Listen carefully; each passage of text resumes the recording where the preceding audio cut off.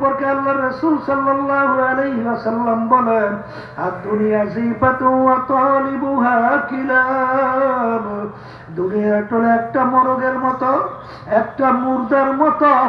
এই মরগ মুর্দার যেরকম কোনো দাম নাই, এরকম দুনিয়া এবং দুনিয়ার ক্ষমতা, সম্মান, অর্থ আল্লাহ এবং আল্লাহ রাসূলের কাছে কোনো মূল্য নাই। এক হাদিসের ভিতরে আছে দুনিয়া এবং দুনিয়ার ভিতরে যত সম্পদ আমার মালিকের দরবারে একটা মাছি মশার পাখনা পরিমাণ।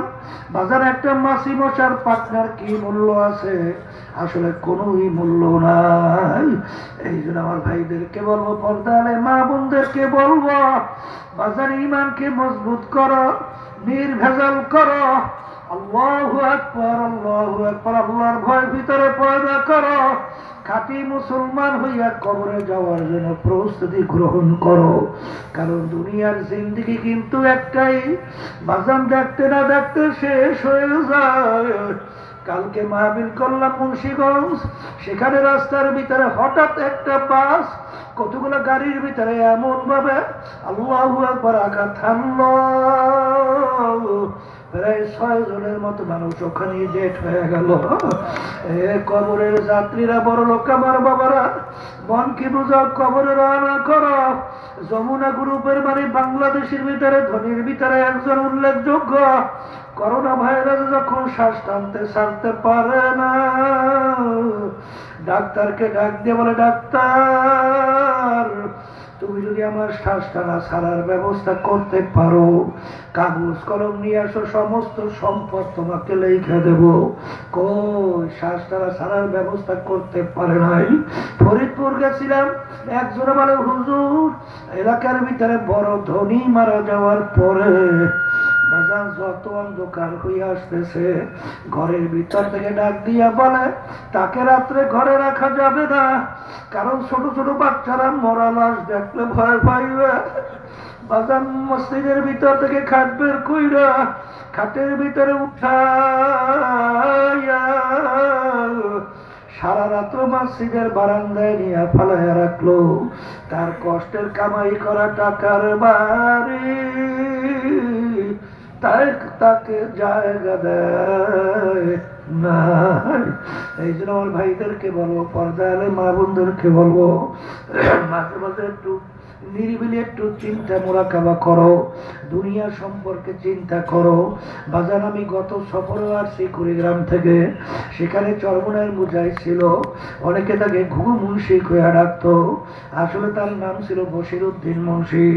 বাজার দুনিয়ার থেকে বিদায় নিয়ে কবরে যাওয়ার পরে 32 বছর পরে নদীর ভাঙ্গনে যখন তার কবর ভেঙে গেল, বাজান 32 বছর পরে কাপড়ের কাপড় সহ লাশ তাজা বের হইয়া আসলো।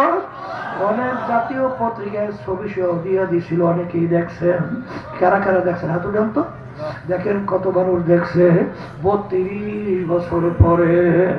এখন উঠাইলে আব্বা রহমাতুল্লাহ আলাইহি তার নামের মাদ্রাসার সামনে নিয়ে নতুন ভাবে দাফন করলো। আমি সেদিন কেন সেই কবর জিয়ারত করে আসছি। আমি রামজা রাদিয়াল্লাহু তাআলা আনহু, তিনি শাহাদাত বরণ করার 50 বছর প্রায় পরে তার লাশ মোবারক তাজা বের হয়ে আসছিল। দুইজন সাহাবায়ে কেরামদের লাশ মোবারক ইরাকের দাজলা নদীর কিনারে 1400 বছর পরে বাজার একেবারে দিব্যি ঘুমাইয়ে রেখে তাদের চক্ষু ছিল খোলা। যত ঘটনা মাঝে মাঝে আমার মালিক দেখায়, কবরে কাপড় সহ লাশ তাজা দেখা যায়, নেককার পরহেজগার আল্লাহ ওয়ালা ছাড়া দেখা যায় না। আবার কত কবরে দুর্ঘটনা দেখা যায়।